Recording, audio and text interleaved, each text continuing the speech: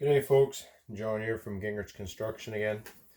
Doing a bit of modification on my new tool belt. If you remember the videos on my old one that I've had for years, the pockets were coming apart with threads, and well, it's either fix it or buy a new one, and we're way too busy for me to do what I wanted to.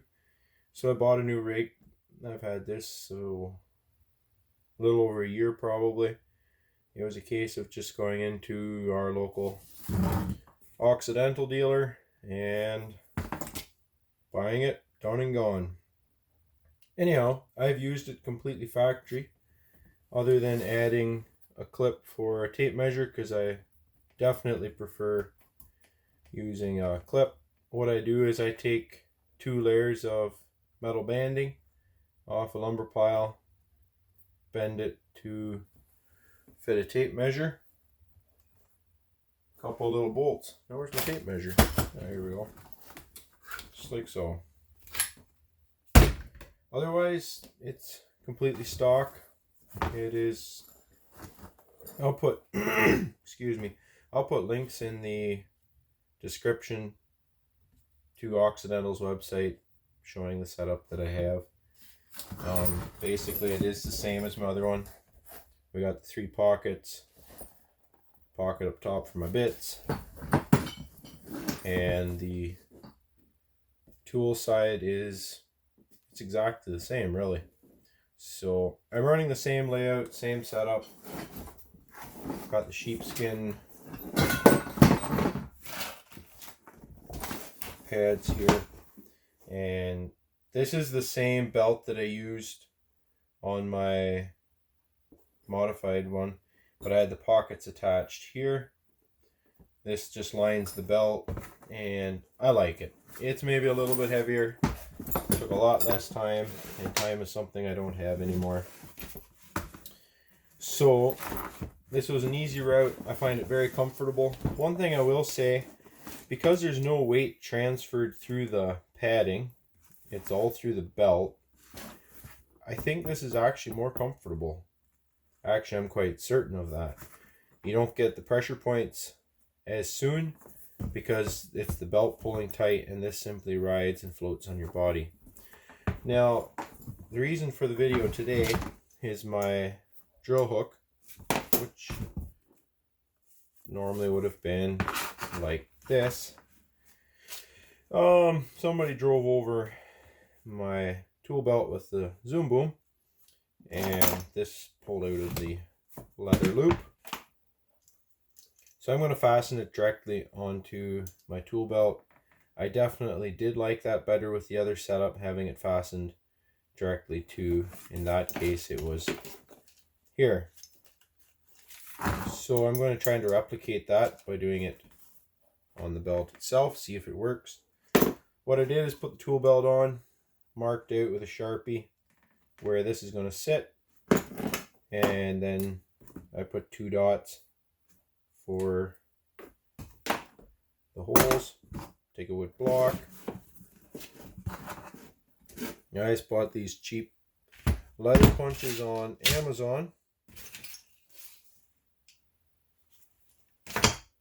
and oops, these are the rivets I used to fix or put stuff together.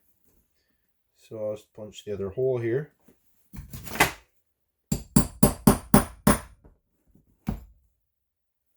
There you go, a couple nice holes. See which rivets I need.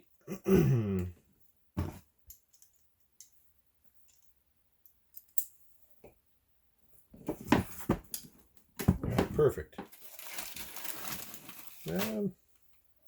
Maybe I should go one shorter. These are the shorter ones. No, I don't think that would be a good idea.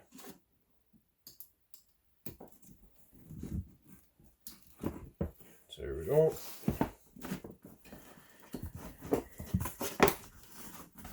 Put the wood block on the other side.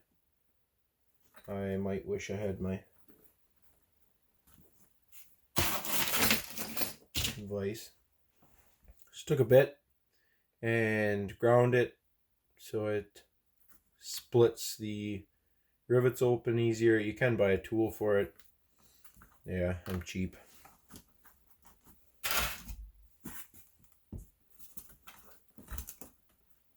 And of course, when you need a hammer, you go for the Martinez.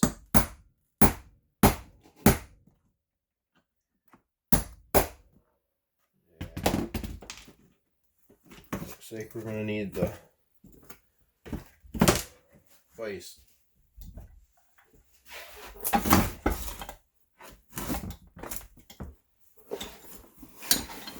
Probably should have just took my tool belt apart more. What happens when you're being lazy on a Saturday.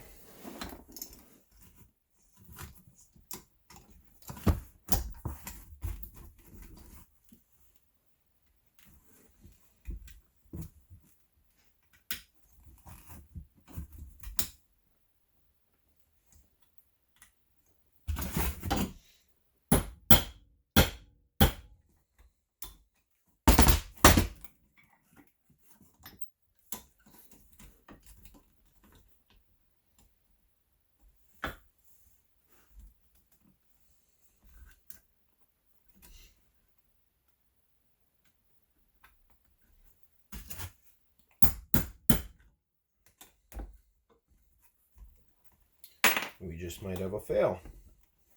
The rivet's bent. Yeah, it is. As you can see, even partly bent, come out hard. Too bad.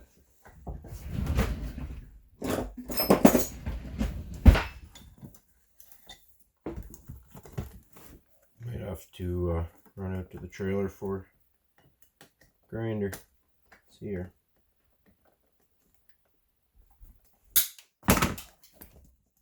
There we go.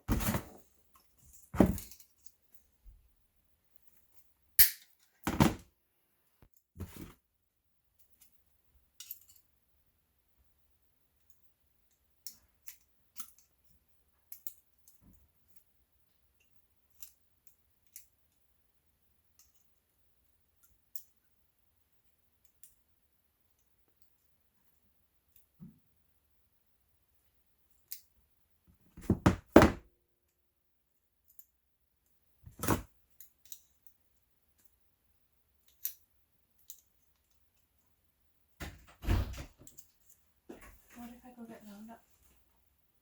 I mean, what if you would?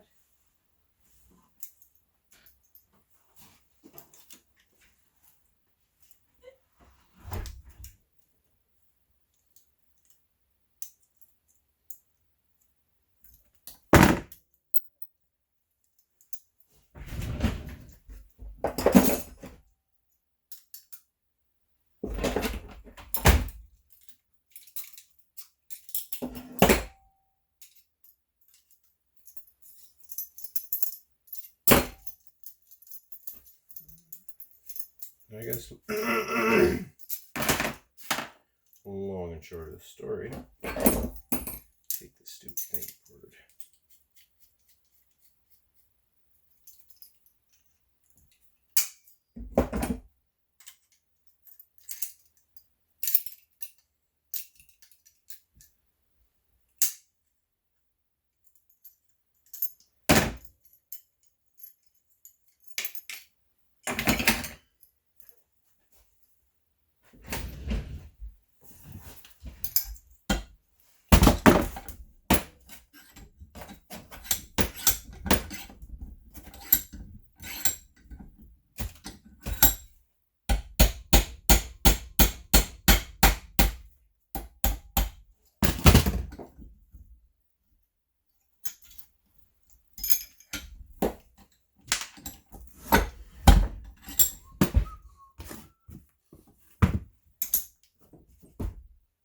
Alright, try this again with it taken apart. I have a feeling it might work better for me.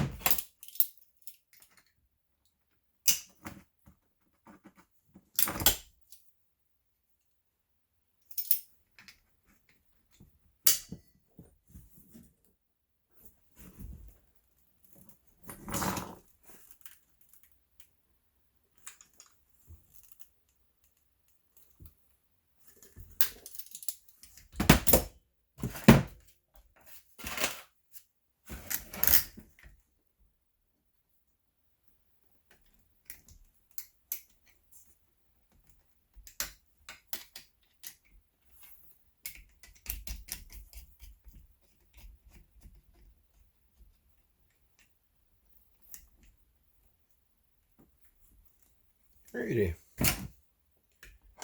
Right back to new. Yeah, that's probably okay.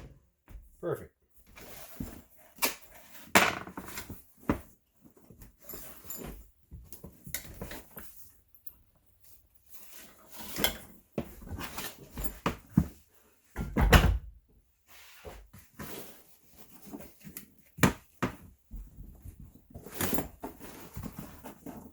Now that we have that accomplished, there is one more thing that I've considered doing. I'm not sure if I'll bother,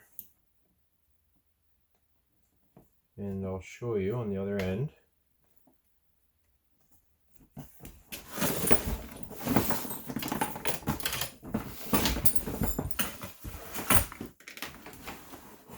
Because of how I wear it, I have the two loops all balled up in one big blob right there. So what I'm considering doing is actually take this off and putting a something bolt, or yeah, that's basically what you'd have to use, because if you were to rivet it, then it becomes difficult taking the tool belt apart because of the drill hook on the other end. So we'll see. I'm going to use it like this and go from there. As far as the Occidental is concerned, I definitely do like the bags. They're lighter than what I had before, which makes the pockets a little floppier.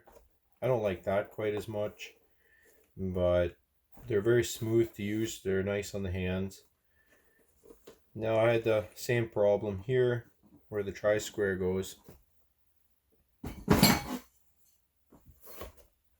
It wanted to bubble out like this from factory more so, and I don't like that at all. And the other thing is, when you'd have your tri-square in, it'd sit up, something like that, and I detest that. I wanted to sit right down in there.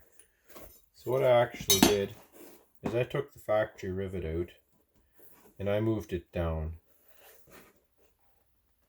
Same rivets that I did to put the drill hook on, and now I like it a lot. You can get in easier without scrubbing your knuckles catching on here.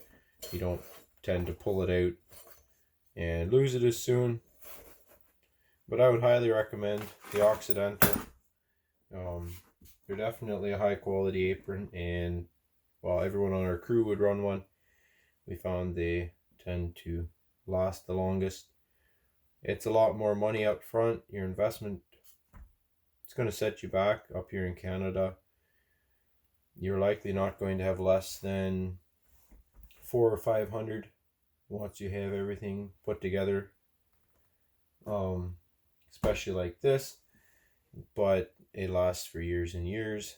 Whereas if you buy a cheaper apron, you get a couple years out of it and you've got to buy a new one. So better off get a good system, high quality, get used to it, and then you're ready to roll.